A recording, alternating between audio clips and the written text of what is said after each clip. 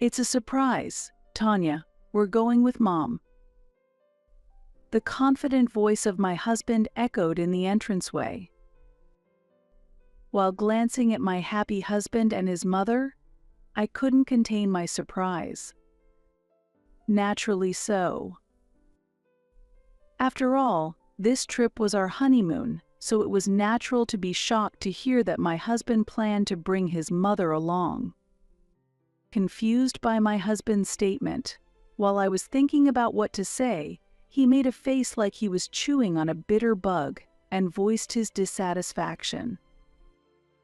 "What's wrong? Aren't you happy?" he asked. There was no way I could be. He should have understood that. After all, there was a deep rift between me and his mother, which I had repeatedly complained about. His mother seemed unable to forgive me, the woman who stole her precious son. Every time she saw me, she would unleash obvious sarcasm. Especially troublesome was her act of being the perfect mother when my husband was around. Because of this, even if I expressed how difficult it was for me, my husband would not believe me. Still, it was clear that I had difficulties with his mother. Yet, to proceed with such a plan, what was he thinking? "Did you book Mom's plane ticket? Is the hotel reserved?" I asked, and my husband looked perplexed. "Eh? I thought I'd book it later." "That's impossible.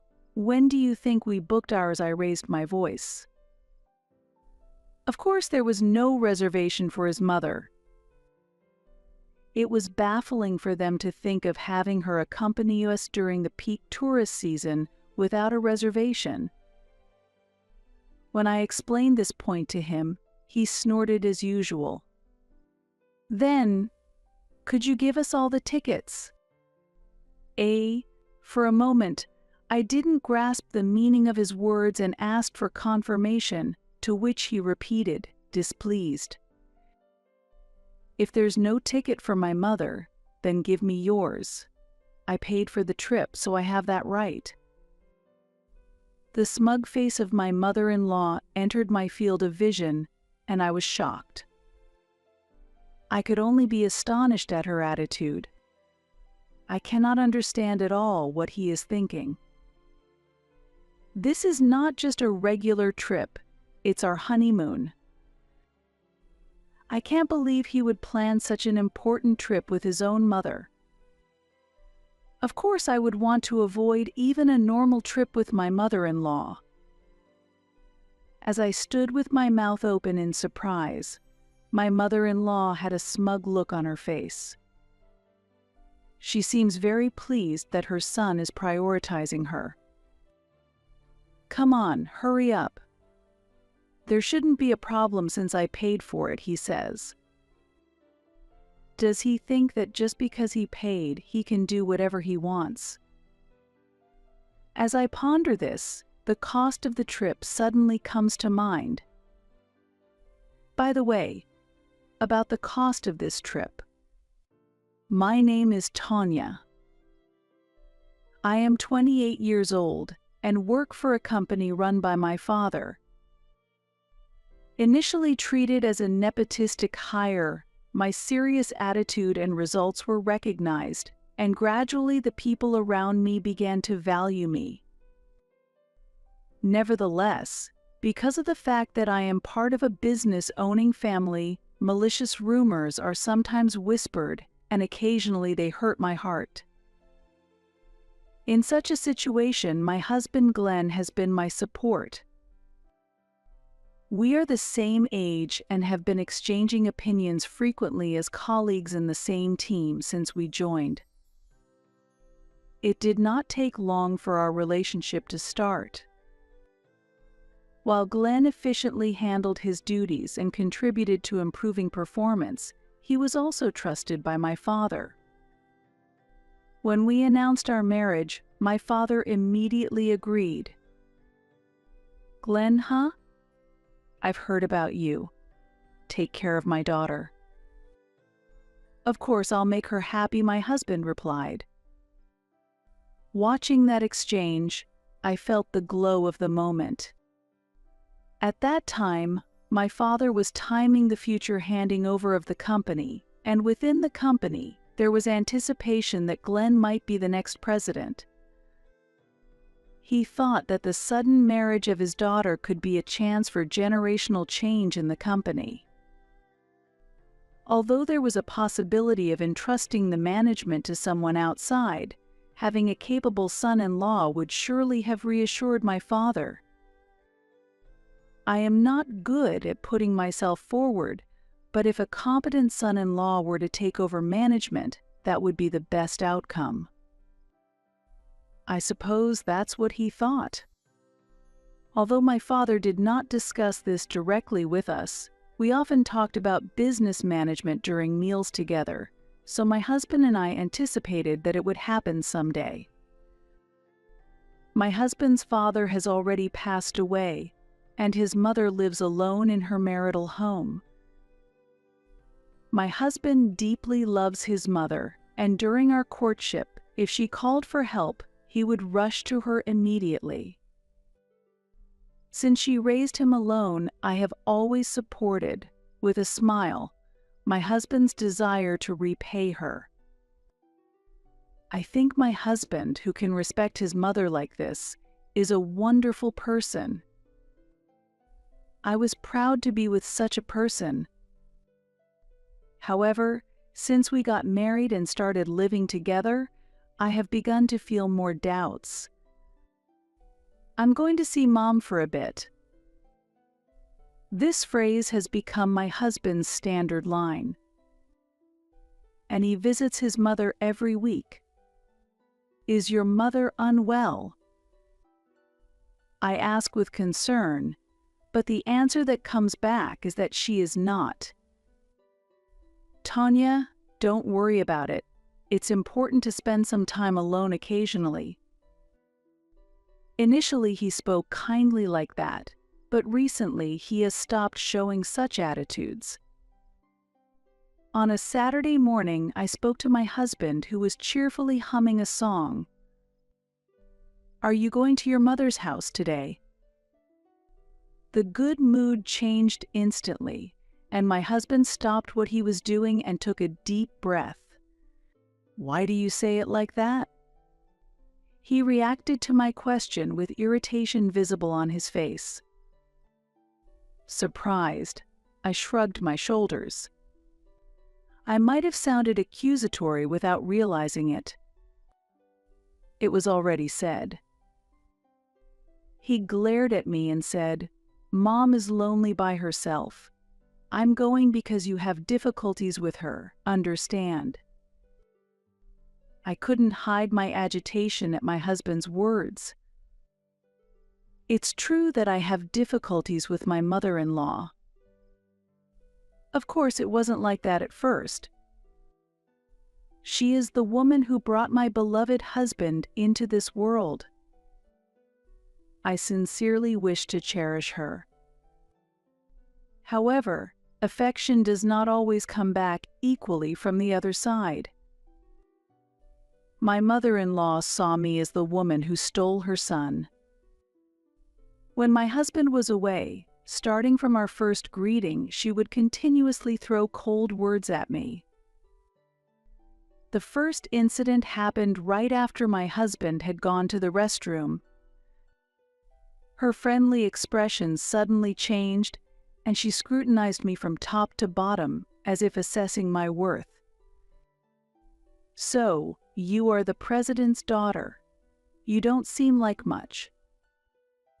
Shocked by her words, I was surprised by the drastic change in my mother-in-law's attitude. She continued to spit venom. "You dare to show up here calmly after stealing Glenn from me. Don't misunderstand, I do not acknowledge you at all." Seeing my surprise, she snorted mockingly and made a crude slurping sound with her tea. It was as if it was natural that no tea was offered to me. Um, Mother-in-law. Don't call me mother-in-law. It's unpleasant. I pondered why I had to be met with such hostility by someone I was meeting for the first time. But when I tried to speak up, I was immediately rejected by my mother-in-law. I felt helpless, and as I was confused by the situation, I heard my husband's returning footsteps. The drastically changed mother-in-law once again smiled and offered tea, as if she had forgotten what had happened earlier. "Sorry, I forgot to offer you tea," she said with a light laugh. And when my husband returned, she chuckled, "Mother, you hadn't served the tea yet." "Glenn, your fiancé is very charming." "Sorry for forgetting to serve the tea," said my mother-in-law with a smile. Then she added, "Tanya, don't hesitate to call me mother-in-law." A chill ran down my spine. Since then, my mother-in-law continues to throw harsh words at me only when my husband is not around. It's like she has a double personality. It seems that my husband cannot see her true nature. Even if I talk to him, he dismisses it with "my mother would never do such a thing." He says, "If you're that uncomfortable, you don't have to force yourself to meet her," and he doesn't believe me at all.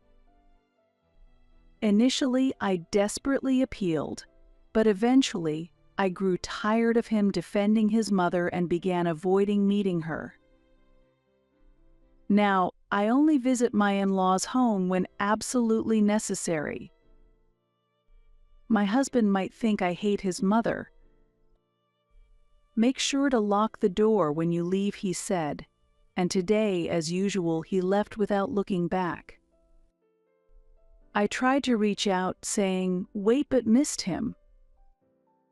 His back blurred through my tears. After the conflict about his mother, he did not return home. There are moments when it feels like his mother is more important to him than I am. Aside from the issue with his mother, Glenn is a wonderful spouse. When I am having trouble with work, he quickly notices and helps, and he actively shares household chores. This is despite his own busy work schedule. It's a relief that he acknowledges there's no need for unnecessary meetings.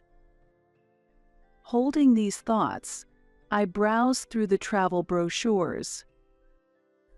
I shake my head and decide to focus on the plans I currently have. It's the preparation for our long-awaited honeymoon. During this trip, I should be able to forget about his mother and have fun. At least, there won't be any sudden calls from my husband. I consider where to go, keeping in pace with my husband, who has just become the team leader for a new project. If possible, I would like to indulge in luxury on this occasion. While turning the pages and feeling tempted, I soon give up on that thought. I left all the preparations to you, so at least I want the payment to come from my account, my husband said. I had intended to pay for the honeymoon together, but he just laughed, not willing to listen. I thought it wasn't right for him alone to bear the entire cost, so I decided to pay for part of it myself. Additionally, being the president's daughter, the sarcasm from my mother-in-law about being extravagant only escalates, which is tough. Thinking about it, I can't help but give a wry smile. Just when I had resolved to focus, thoughts of my mother-in-law invaded my mind again. Let's stop this, I tell myself, and to change my mood, I put the brochure aside and start preparing dinner for my husband, who will be back soon. Then the morning of our honeymoon arrived.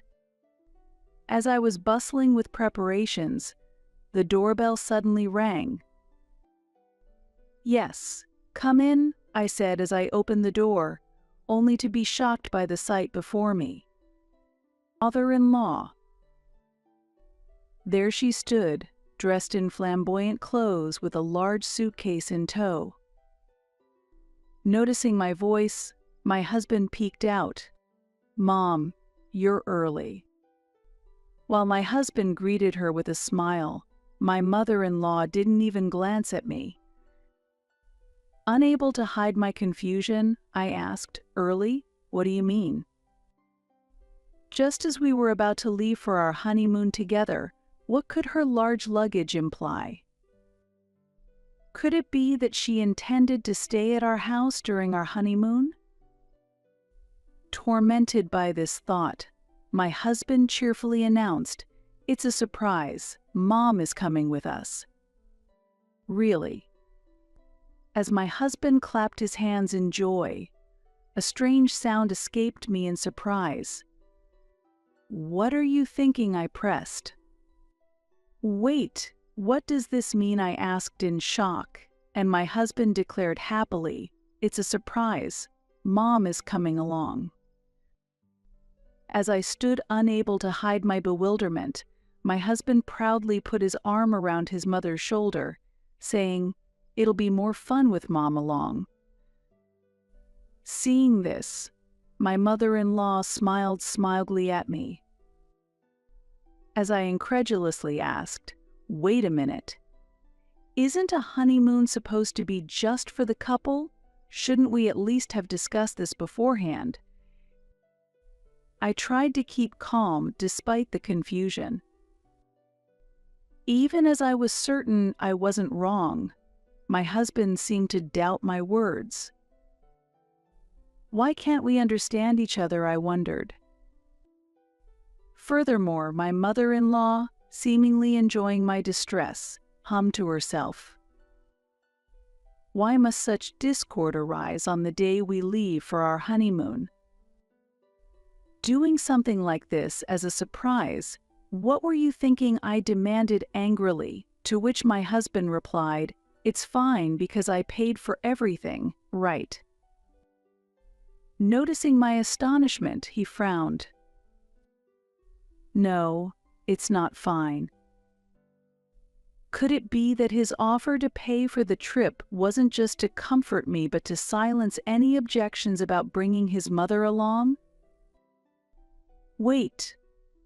That's not going to work," I objected, causing both my husband and mother-in-law to become visibly displeased. "Why won't it work?" my husband asked, and my mother-in-law childishly taunted, "Tanya doesn't want to travel with me, does she?" I felt a headache coming on. The issue isn't about that. "Glenn, what about your mother's plane ticket? Is the hotel booked?" I questioned, causing my husband to look perplexed. "Eh? I thought we could book it later." "That's impossible. When do you think we booked our tickets and hotel?" I raised my voice. Did he really think this could go smoothly without any planning?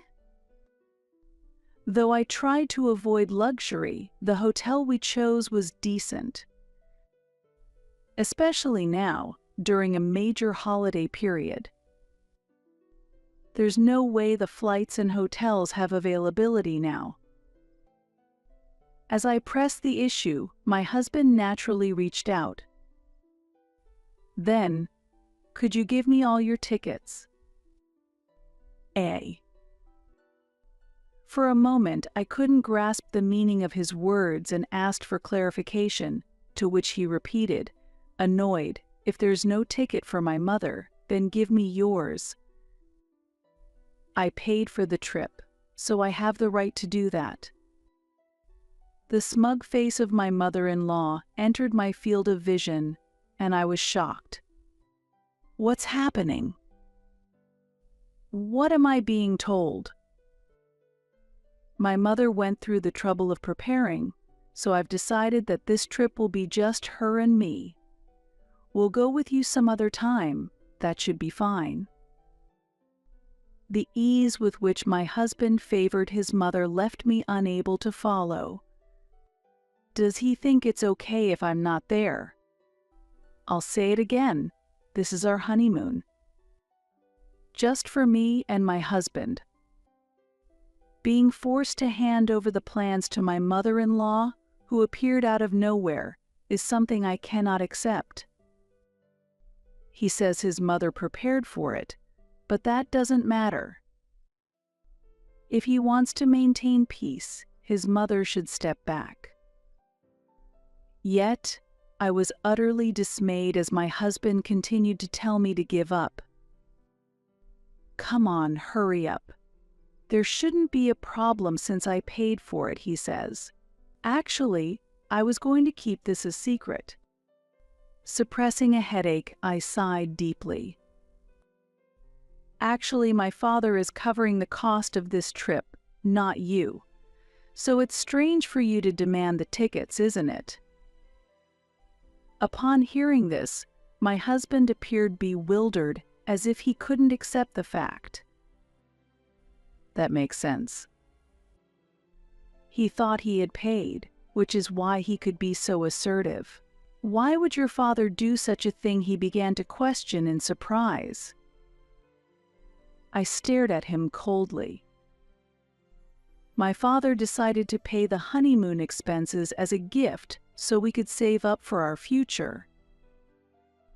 He had even told me to keep it a secret, considering my husband's pride.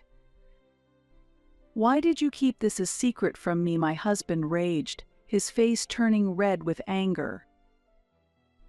My mother-in-law, too, seemed shocked to learn that my father had funded the trip, and as I listened to my husband's angry voice, my heart rapidly cooled.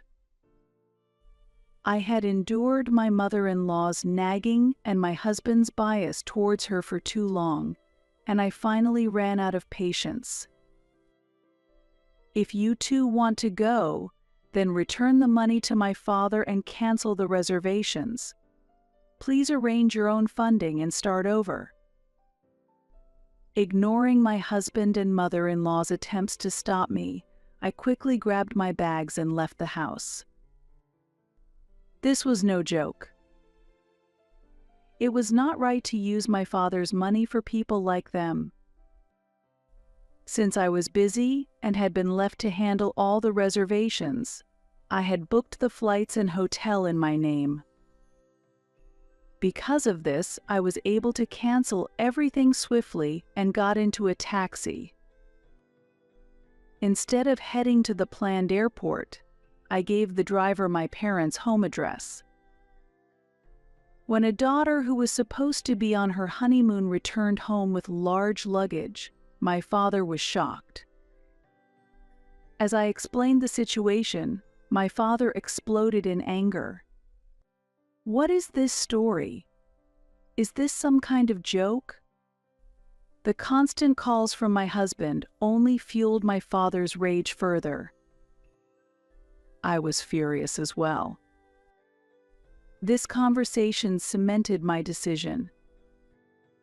Dad, I'm considering a divorce.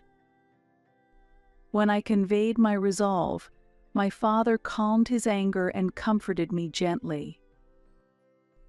Without saying a word, he just gently stroked my back, letting me feel his warmth.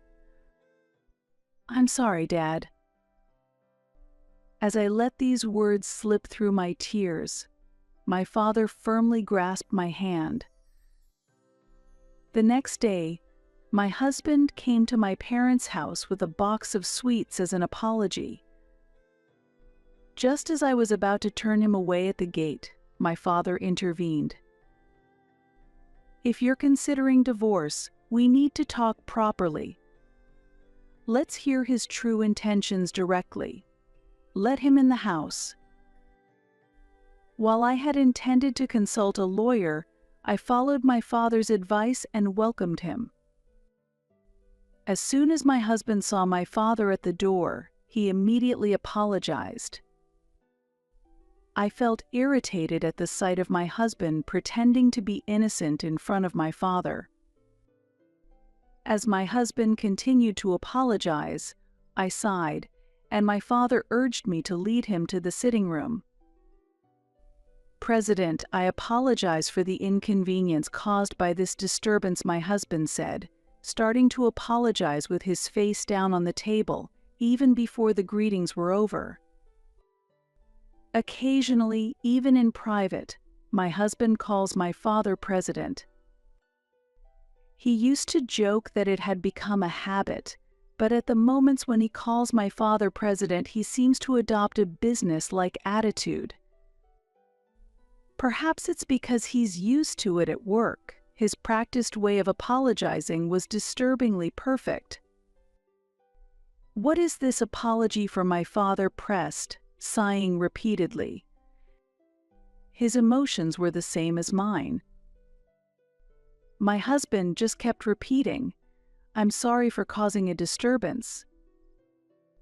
This was not an apology to me. It was just an insult. As my panicked husband tried to say something, I interrupted him and presented the divorce papers. "Do you know how to fill out these divorce papers? My part is already completed. Please refer to it." Speaking with deliberate politeness, my husband's face turned pale as he looked at the divorce papers. "Wait, Tanya, divorce."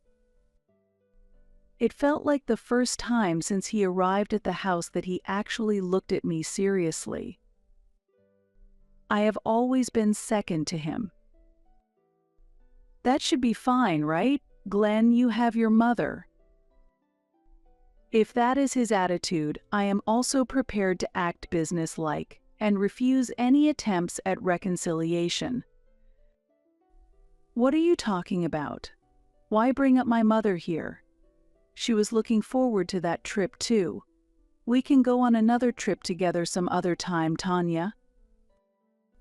Aghast at his lack of understanding, I retorted, "Any time? What does that mean? It was supposed to be our honeymoon." My body shook and I bit my lip in pain from the awfulness. Why would any husband want to bring his own mother on his honeymoon? Where in the world does that even happen? I asked myself, sickened by the thought. Yet, as if to worsen the situation, my husband stubbornly persisted. "It was just a suggestion to go together at first. Wasn't it you who said there were no flights or hotels available?" Glenn said. "Think about it. How could we possibly prepare for such a last-minute plan?" I replied, but it seemed like Glenn didn't understand at all. Unbelievably, he was serious. Glenn showed his anger openly and raised his voice. "Are you saying to send my mother back even though she was looking forward to this trip too?" At that moment, my father intervened and calmed the situation. "Let's end this now," my father said calmly, and after a silence, he shook his head in disappointment. "Glenn, I'm really disappointed," my father said, and Glenn suddenly called him President and straightened his posture. My father watched Glenn standing there with a gaze filled with deep sadness and disappointment. In the heavy silence, my father spoke. "Why did you choose your mother over Tanya in such a situation?" That question weighed heavily on Glenn. Searching for words, Glenn stammered, visibly sweating from nervousness. Even though Glenn could be assertive towards me at times, he could never defy my father. My father continued, "A honeymoon is supposed to be for the couple. You could have gone with your mother any time after that, right? Wasn't it true when you said you loved my daughter?"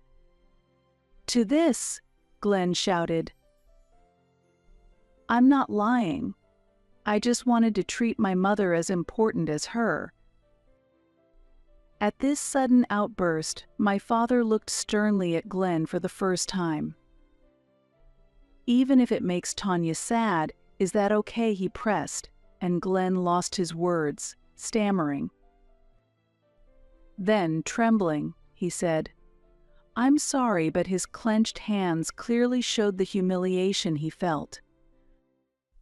His apology was because it was necessary, not because he truly thought the situation was wrong. He was apologizing because my father, the president, was angry, not because he felt the need himself. "Glenn, you are a capable person," my father said, and Glenn momentarily showed a relieved expression, but soon realized he had misunderstood.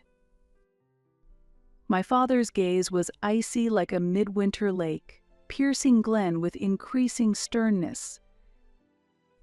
"However, even if you are good at your job, a person who does not cherish their family can never be trusted," my father declared with a stern expression, emphasizing his words by attempting to hand a pen to Glenn.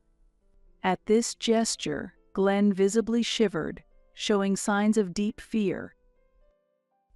"Please wait. Please, let's avoid a divorce." "I will change my heart," Glenn pleaded, continuing to refuse to take the pen. Seeing this, my father forcibly took his hand, made him grip the pen, and said sternly, "You should not be apologizing to me." Shaken by these words, Glenn then turned to me, beginning to plead for help. "Tanya, please do something. Please, anything but divorce," he said as he moved to my feet from my father, clinging to my legs and looking up imploringly. "I will prioritize Tanya from now on," he vowed forcefully, but his words felt emptily hollow, as if his tears had already dried up. I could faintly sense the contempt for me hidden behind his words. "Please. If we divorce, I won't be able to pay off the debts." Glenn blurted this out in panic. Confused, I asked, "Debts? What are you talking about?" repeating the new information I had just heard. Then, suddenly recoiling from my feet, he covered his mouth and showed a look of regret. Overwhelmed by the situation, my father and I just silently stared at him. Amidst the tension, Glenn stuttered, well," and finally, gathering his resolve to speak to us, he began, "So, it's about." When the shocking truth was revealed with his fearful demeanor, my father and I were so astounded that all we could do was hold our heads in disbelief. Incredibly, Glenn and his mother had been confident that the position of president was almost certainly theirs, and had been spending recklessly without any moderation. The reason he visited his mother's house almost weekly was also to enjoy a lavish lifestyle with her. "The more I hear, the less I find any reason to keep this man as your husband," Tanya, my father said in disgust, too disappointed to find the words. Amidst this, Glenn finally pleaded earnestly, "Please wait. If I am divorced, how am I supposed to live starting tomorrow?" His continuous apologies, repeated over and over, looked almost mechanical, like a child's toy moving automatically, and were even comical in their desperation. "That has nothing to do with us," I responded coldly, simply waiting for Glenn to sign the divorce papers. Deciding there was no value in further discussion, my father and I quietly decided to drink coffee. Naturally, we did not offer any coffee to Glenn. Though somewhat forcibly written, the divorce was finalized after all the legal procedures were successfully completed. The lawyer my father had hired was extremely capable, and my detailed diary greatly helped the negotiations, ensuring the process proceeded very smoothly. Additionally, when we claimed alimony, including the costs of the canceled honeymoon, there was a request from the other side, through their lawyer, for a reduction. However, my father immediately rejected that proposal, and I couldn't help but laugh when I heard his decision. As for Glenn, rumors of our divorce spread rapidly throughout the company, resulting in a complete change in the atmosphere around him, making it uncomfortable. Consequently, he decided to resign in haste. Since it was a resignation of his own volition, his severance pay was not substantial, and he ended up using all his modest savings to cover the alimony and his debts. As a result, he is now living a very modest life. Regarding his mother, she has fallen ill and is completely bedridden. It seems she's managing to get by with part-time jobs and has been contacting former colleagues for financial assistance, although the truth of these stories is uncertain. Now, these tales have become the subject of jokes at drinking parties. As for myself, my father has finally decided to retire from his position as president, and with substantial support from other employees, it is highly likely that I will take over as the next president. Although I initially hesitated to take on the role due to my discomfort with leading, my father's rare expression of vulnerability, wishing to entrust the company to someone reliable, has renewed my determination. I feel a responsibility to fulfill the expectation my father has placed on me. Initially reluctant, it seems I have inherited managerial talent from my father. Thanks to his continued support as chairman, our company's performance is gradually but steadily improving. With this newfound confidence, I have been increasingly approached at various events for CEOs. I have not yet considered starting a new romance, but a good time to start a new phase of life may be approaching. You've always been completely dependent on our parents. It's you who keeps causing trouble for our mom. Stop blaming us without recognizing your own faults. When I criticize my brother, Joey, who keeps staying at home, he turns around and blames me instead. I am working properly and contributing to the household finances. When I argue back, Joey snorts in derision. What's the point in being proud over such a trivial amount? Ultimately, as the eldest son, I will inherit this house. If you have a problem with it, then just get the hell out. Really, if you weren't here, we could live more comfortably. Joey and I will take care of the in-laws, so you don't need to stay here anymore. Just get out. Vanessa also sneered coldly, looking down on me. After all, it's obvious that our excuse of just until we find a new place was a lie. Since we've been accepted as family, it's your loss. So, get out of here. Joey waved his hand at me as if to shoo away an annoyance. Their attitude brought my anger to a boiling point. It was because of the money I earned that Joey and his wife were able to live comfortably, yet they refused to acknowledge this fact and insult me, treating me as if I'm unemployed. By now, my sympathy for them had completely vanished. Fine, I'll leave. When I said this, Joey and his wife smiled with satisfaction. Mandy, are you okay? Having witnessed everything, my mother asked me worriedly. I'm fine. Actually, there's something I want to talk to you about. With that, I proceed with a plan I've had for a while. I am Mandy. This year, I turned 31.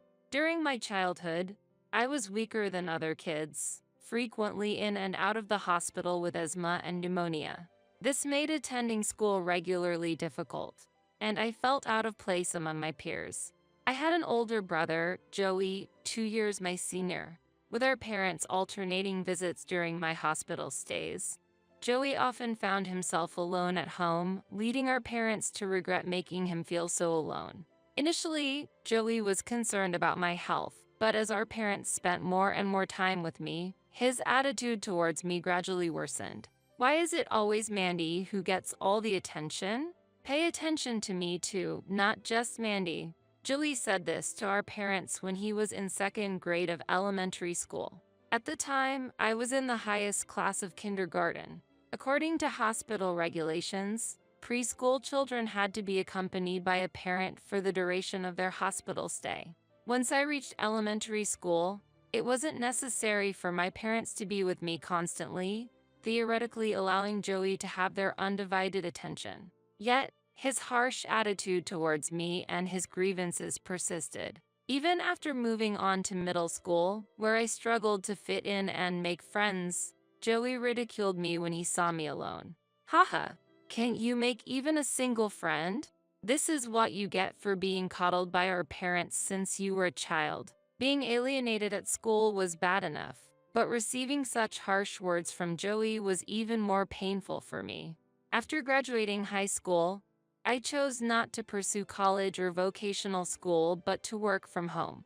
My experiences of not fitting in from elementary to high school played a part, but I was also intrigued by the world of finance, which I had read about in newspapers and magazines while hospitalized. By high school, I had developed a yearning to become a day trader. Initially, my parents were concerned about my career choice. But after persuading them, they encouraged me, saying, "Since it's the path you've chosen, give it your all." Meanwhile, Joey was far from supportive of my decision. "What? You're not going to college and will work from home? Isn't that essentially the same as being unemployed?" He would say such things, always looking down on me. However, Joey, who went to a private college, never worked part-time and always found reasons to ask our parents for money. It's about time you earn your own spending money. Really, Joey? You should stop relying on our wallets, our parents would advise, but Joey refused to listen. Yeah, I get it. But there are people who live off their parents' support, right? He would say, deliberately glancing at me. At least I'm going to college, which is better than her. It's unfair to say only I should work. To what Joey said, my mother kindly replied, "That's not true. Mandy is earning a decent income and supporting our family's finances. You can get your allowance because Mandy is contributing to our household." What? How can you think that a shut-in like her who stays in her room all day can earn that much? You have always spoiled her too much. That's why she's such a failure now. No matter how much my mother would say, Joey wouldn't listen. But if I said something, he would just get angrier, wanting to avoid conflict. I just quietly listened to his words. "I'm really sorry, Mandy." "It's okay, Mom. I don't mind at all." After Joey returned to his room, our mother, looking guilty, apologized to me. I didn't want to make her worry about sibling issues.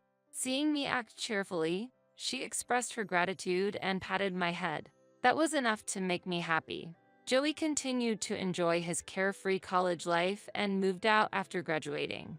During that time, we didn't hear from him, and our family continued to live a peaceful life. However, as time passed, our parents aged, and our house, now 30 years old, also started to show its age. "Mom, Dad, the house is getting quite old. Maybe it's time to think about renovations." Yes, we've been feeling tired more easily lately, and the house is showing its age. We've been thinking about renovations. Considering the future, we need to be cautious about finances. In response to our parents' serious conversation, I continued, "Don't worry about money. I have some savings, but you should save that money for your future. Don't worry, you both always supported me when I was in trouble. Now I want to help if I can. Please let me repay you." Against their objections, I decided to renovate our home to make it barrier-free. We were spending peaceful and serene days with our parents until a recent incident changed everything. "Hey, Mandy, don't just space out. Bring some coffee quickly." The person sitting boldly on the sofa in the living room was none other than Joey, whom I hadn't seen in 2 years. As soon as he returned home without notice, Joey started treating me like a servant. Wow, is this the shut-in Joey was talking about? Who stays holed up at home all day long? The woman with heavy makeup next to him was his wife, Vanessa. Despite it being her first visit, Her brazen behavior was clear proof that she and my brother shared similar traits. I know, right? By the way, are you still not employed? Don't you have any self-awareness? My brother mockingly insulted me. That's none of your business. Besides, what brings you here all of a sudden? Not liking my confident response, Joey quickly got to the heart of the matter. We've decided to move back into the family home. What? I was shocked by Joey's declaration. With our parents aging, it's only natural for me, the eldest son, to live with them as they might start having difficulties. That might be true, but it's unnecessary because Mandy is here. My mother gently declined Joey's offer, but his wife and he seemed dissatisfied with the answer. What are you talking about? We can't rely on such an incompetent person. That's right. Why don't you live with us? Plus, we need to leave our current apartment by the end of this month, and we'll be moving in next week. Looking forward to it. Saying this, Joey and his wife left. Mandy, I'm sorry, but until Joey and his wife find a new place, could you stay and live together? I understand. It's fine with me. Thank you. Living with Joey and his wife was, to be honest, not pleasant. Still, I decided to endure it until he found a new place. Days later, Joey and Vanessa arrived with loads of luggage and quickly began to claim their space in the family home. As time passed, their belongings remained intact, and the house became increasingly cluttered. No matter how much my mother and I cleaned up, it would quickly become messy again. Vanessa, could you please put things back where you found them after using them? Shouldn't the person who finds it out of place be the one to fix it? Even when approached, Vanessa was too absorbed in her manicure to budge. Joey would make excuses about being too busy with work to help with house chores. Mother, this dinner is a bit bland. I prefer something more fancy. Every meal, Vanessa would complain without lifting a finger, criticizing the food my mother prepared. Exactly. Mom, why don't you make steak or beef stew instead? Joey and Vanessa would start to voice their complaints together. If you have complaints, you should cook for yourselves. What? Did the shut-in say something? Joey, Mandy, stop it. I'll reconsider the menu, so please be quiet. Mom. When I reached my limit and confronted Joey, he turned his anger toward me. This kind of exchange became a daily occurrence, suffocating the atmosphere at home. Moreover, Joey and Vanessa made no effort to contribute to the living expenses. Despite my financial contribution to the home renovation to ease my parents' burden, Joey and Vanessa's wastefulness only increased it. Unable to overlook this, I asked with frustration, Joey, how's the search for a new home going? What? I'm still looking. Stop nagging. Joey snapped back with a hostile tone. Hesitant for a moment, I knew backing down would only embolden his arrogance. Find a new place quickly and move out. Our parents can't keep this up. When I firmly responded, Joey suddenly stood up and yelled, You've always been completely dependent on our parents. It's you who keeps causing trouble for our mom. Stop blaming us without recognizing your own faults. When I criticize my brother, Joey, who keeps staying at home, he turns around and blames me instead. I am working properly and contributing to the household finances. When I argue back, Joey snorts in derision. What's the point in being proud over such a trivial amount? Ultimately, as the eldest son, I will inherit this house. If you have a problem with it, then just get the hell out. Really, if you weren't here, we could live more comfortably. Joey and I will take care of the in-laws, so you don't need to stay here anymore. Just get out. Vanessa also sneers coldly, looking down on me. After all, it's obvious that our excuse of just until we find a new place was a lie. Since we've been accepted as family, it's your loss. So, get out of here. Joey waved his hand at me as if to shoo away an annoyance. Their attitude brought my anger to a boiling point. It was because of the money I earned that Joey and his wife were able to live comfortably, yet they refused to acknowledge this fact and insulted me, treating me as if I'm unemployed. By now, my sympathy for them had completely vanished. Fine, I'll leave. When I said this, Joey and his wife smiled with satisfaction.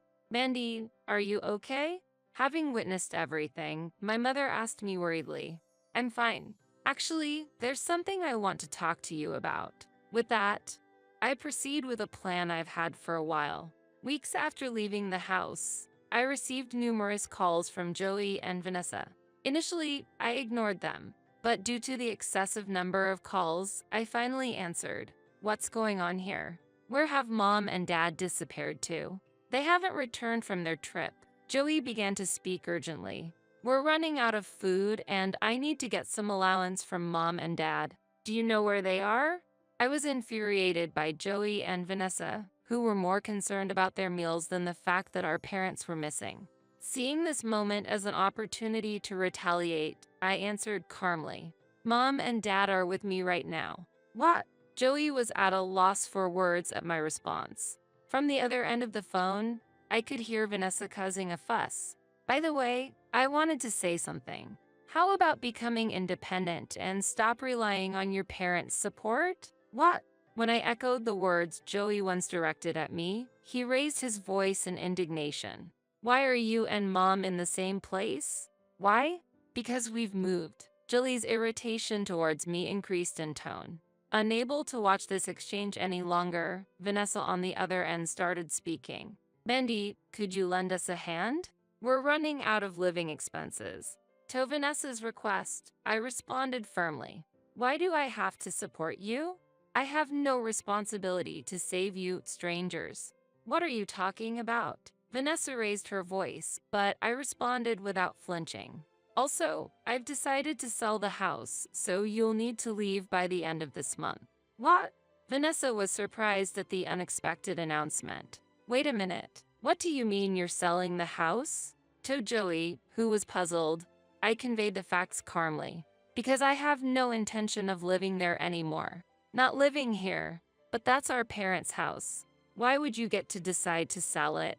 "The reason is that I paid the $500,000 renovation cost in full, and during the renovation, Dad transferred the house to my name. But since you and Vanessa drove me out, with our parents' consent, I decided to sell the house." "What?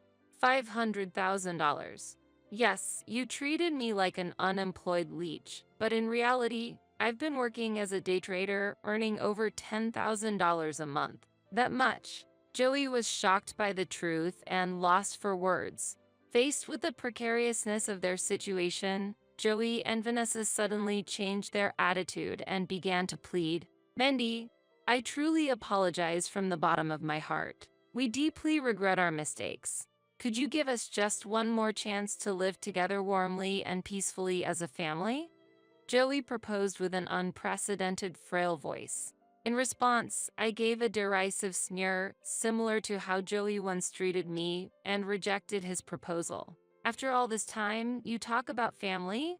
I don't know how much effort you've put in, but how can I share the same space with someone who graduated from a third-rate university, works at a third-rate company, and chose a third-rate spouse? But at least let us talk to Mom and Dad. I'm begging you." Joey pleaded desperately, but my parents, listening through the speaker, silently shook their heads, quietly refusing his request. Through this exchange, the deep rift within the family became apparent, highlighting how fragile our bonds had become. After these events, it seems my parents had decided to sever ties with Joey.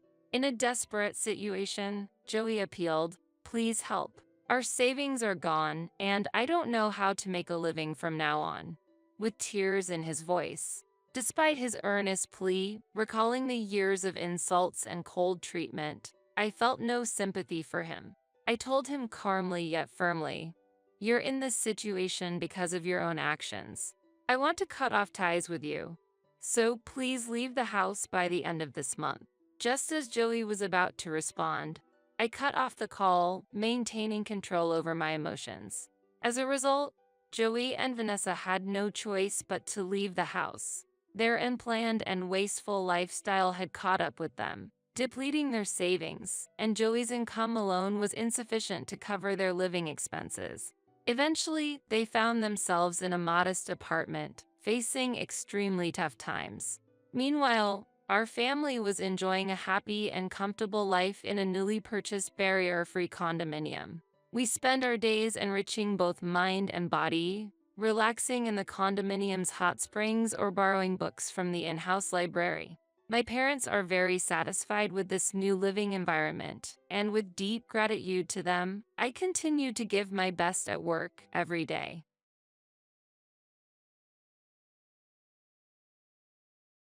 You are lucky, you know. All you have to do every day is housework. As a full-time homemaker for a family of 5, my husband constantly hurls insults at me.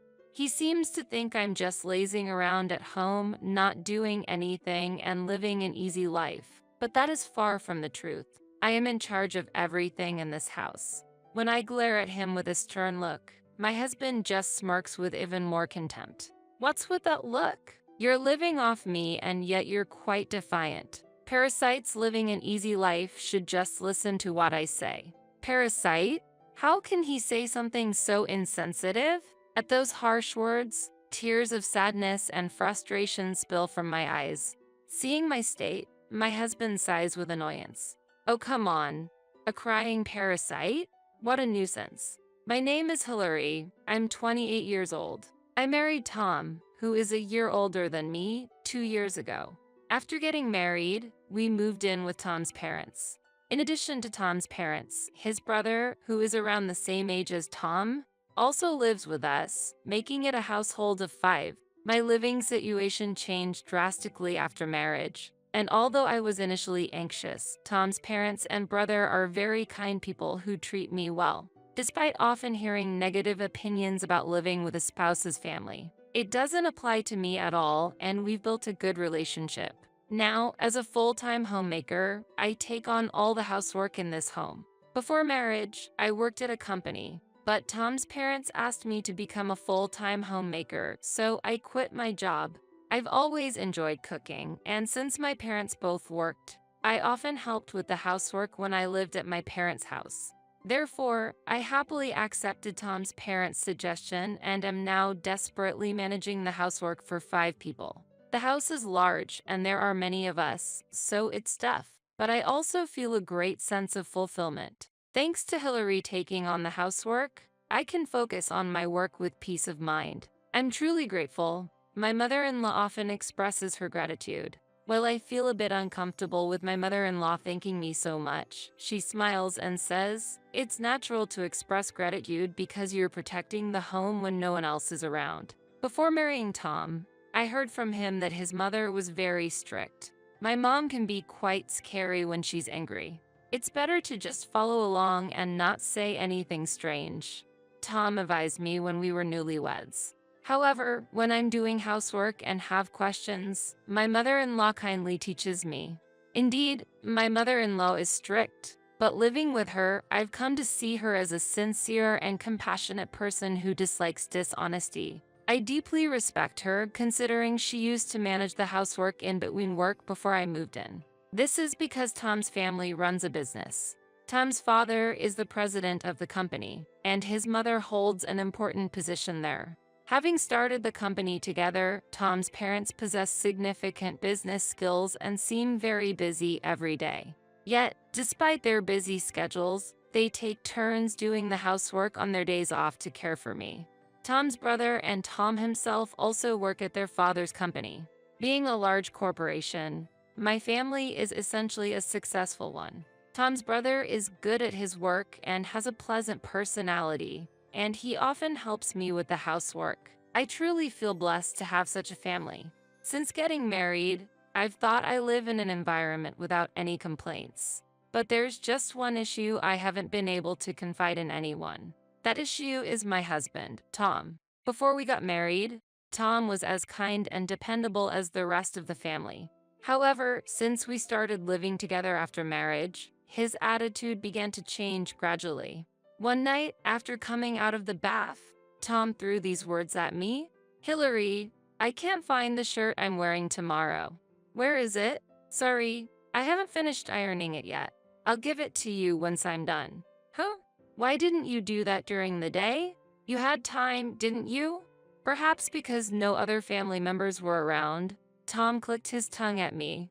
I did feel bad about the delay in ironing the shirt, but I had been out shopping for groceries during the day and didn't have time. Even if I tried to explain, Tom probably wouldn't listen. Tom seems to think being a full-time homemaker means living an easy life at home. Therefore, he looks down on me for not working, and his attitude towards me has clearly changed since I became a full-time homemaker. However, only Tom treats me with such disdain. Tom's parents and brother help me when I'm in trouble and express their gratitude, saying, "Thank you, always." The rest of the family naturally does these things. During these days, Tom began to make derogatory remarks about me being a full-time homemaker without the family noticing. It continued every day, and though I hoped he would come to understand, my wishes were in vain as things only got worse over time. One day, Tom came home early in the evening, claiming he had left work early, and started complaining after checking the state of the house. "Hey, you haven't even folded the laundry yet? You're always slow despite not working. What have you been doing all day? And heat the bath early. I'm tired from working all day. I've obviously been doing housework all day. That laundry is still drying, and preparing dinner is my top priority right now. Normally, the bath would be ready by the time you get home. It's only because you came back suddenly without notice today that I haven't started it yet." When I retorted, Tom snorted. "All day just for housework? How inefficient can you be? You've just been staying at home, haven't you? If you had cleaned the bath earlier, all you would need to do is fill it with water. How dare you speak so arrogantly?" I wish he would understand me a little, but Tom doesn't listen at all. Any counter-argument I make only comes back at me doubled, adding fuel to the fire. One day, as I endured Tom's ongoing criticisms while doing the housework, he came home from work apparently in a bad mood and, seeing me folding laundry by myself, clicked his tongue loudly. "You're lucky. All you have to do every day is the same housework. Whether something unpleasant happened at work or not." He took out his frustration on me. Knowing that talking back would only amplify Tom's anger, I continued folding the laundry in silence. Then, feeling ignored, Tom stomped over to where I was and kicked the folded laundry forcefully. "Hey, what are you doing?" As Tom shifted his gaze from the messed up laundry to me, he snorted and laughed. "Is it really worth getting so angry about? Just fold them again. I'm not just sitting around with nothing to do. I have everything scheduled, like preparing dinner and heating the bath. With all the tasks I have, this throws off the whole schedule, doesn't it? Then you should just do it faster," Tom said coldly, looking down on me. When I glared at him sternly, my husband smirked with even more disdain. "What's with that look? You're living off me and yet you're quite defiant. Parasites living an easy life should just listen to what I say." "Parasite?" I was so taken aback by his rude words that I was at a loss for words. I couldn't understand how he could say something so insensitive. I had been called various things by Tom before, but being called a parasite was the last straw. Tears of sadness and anger spilled from my eyes. Seeing my state, my husband sighed with annoyance. "Oh, come on. A crying parasite? What a nuisance." As Tom was laughing at me with contempt, suddenly, the living room door swung open. When we looked towards the door, my mother-in-law entered with a furious expression. "Mom, welcome back." Tom, surprised, greeted her with a forced smile, but my mother-in-law glared at him with an unprecedented anger. "Tom, what did you do to Hillary?" I looked up at my mother-in-law while wiping away my tears. It seemed she had heard Tom's verbal abuse. Tom fell silent, trembling with a pale face. This was the first time I had seen my mother-in-law so angry. Indeed, Tom had told me before that his mother was strict and could be scarier than anyone when angry. Tom had always tried not to anger his mother, but this situation was unavoidable. As Tom looked down, trembling, his mother prompted him with a cold voice. "Can you hear me? Hillary is taking care of our home every day, and what did you say to her?" My mother-in-law continued, scolding Tom in a calm yet angry tone. Even I flinched at the intensity of her anger. This was the first time I had seen her so angry, and I was just shocked. "But she's not working, and she's just living off us.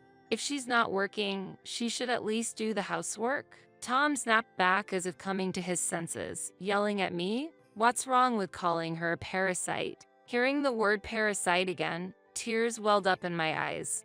Seeing my state, my mother-in-law was outraged and scolded Tom, "Stop it." Hillary being a full-time homemaker was our request. She could have continued working, but she quit her job for us. Do you realize how grateful we should be for her to move in and live with her husband's family right after quitting her job? We once hired a housekeeping service when you were in elementary school, remember? But when we asked them to do everything, it ended up costing a fortune. Hillary is doing all those difficult tasks every day without a day off and without pay. Because Hillary takes care of the house, we can focus on our business. How can you not understand that? Despite my mother-in-law's attempt to reason, Tom refused to understand. It seems he thinks I'm just idle passing time at home. How can I make him understand? While I was pondering this, Tom's father and brother also returned from work. It seems they heard the scolding voice of my mother-in-law at the entrance and were surprised by the scene unfolding in the living room, with Tom's father asking, "What happened? Hillary, were you crying? Tell us what happened." Tom's brother spoke to me and patted my back. When my mother-in-law explained the situation, both Tom's father and brother became furious upon learning of the events. Even when confronted by 3 family members, Tom raised his voice, seemingly unable to accept it. Why? Why is everyone taking her side? Tom, enough. You don't understand Hillary's struggles at all. Even Tom's usually quiet and reserved father scolded him. Despite his father's anger, Tom remained undeterred. Anyone can do housework, right? There are plenty of women who work and do housework in this day and age. Why is she getting special treatment? Then, my mother-in-law's expression hardened and she gave Tom a cold look. You really don't get it. From now on, you'll do everything for yourself. What? Tom was taken aback by his mother's command. I was also speechless. But then my mother-in-law turned to me with a smile. Hillary, from now on, you don't have to worry about Tom. Don't prepare his meals, do his laundry, or anything else for him, she said, pointing at Tom with a smile. As I was bewildered, Tom's brother agreed. That's right. Let him experience the hardships you've been through. Tom protested, that's just going to make her lazier. It's unfair, but his father shouted, silence. If you think it's unfair, then show us an example. Work and then come home and manage the housework properly. Then, we'll consider asking Hillary to work as well. My mother-in-law continued with an attitude that left no room for rebuttal.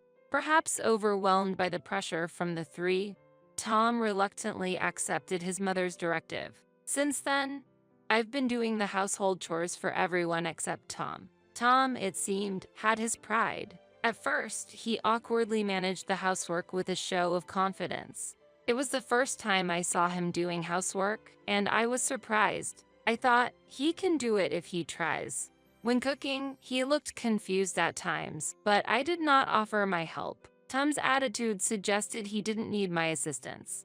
Sometimes he seemed dissatisfied with his own cooking, possibly because it wasn't very tasty. Watching him, I suddenly remembered how Tom used to enjoy the meals I cooked before we were married.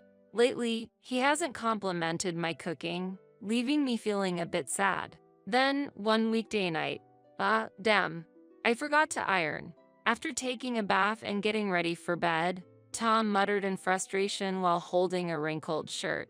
He glanced at me briefly, but I deliberately ignored it. I'm tired, so I'm going to bed first. Good night. I thought to myself it might seem cold, but lending a hand now wouldn't change anything. Afterward, Tom managed to keep up with the housework for a while under the watchful eyes of his mother and the rest of the family. However, it seems he couldn't keep it up for more than a few weeks and finally reached his limit. Hillary, sorry, I need help, he pleaded with me in a wary voice. Though Tom had been putting on a brave face, it was clear that after working hard from morning till evening every day, he had no energy left for housework. Moreover, he seemed to think that housework was just about preparing meals, doing the laundry and occasionally cleaning, neglecting the finer details like ironing shirts and taking care of bags and shoes. It appeared he finally realized that the housework he thought was simple actually took up a significant amount of time. I finally understand that you were always taking care of me in many ways, Tom murmured weakly. Because I took care of his surroundings, he was always able to present himself cleanly and focus at work, something he finally appreciated. I was thinking about hiring a housekeeping service because it was too hard, but then I realized how expensive that would be. I now painfully understand what Mom meant when she said you are taking care of our home, Tom said with an almost tearful expression. The housework I do isn't just about cooking for 5 people, doing laundry, or cleaning. It includes taking care of each person's commuting bags, shoes, watches, and preparing higher quality suits for important business meetings, among other things beyond ordinary chores.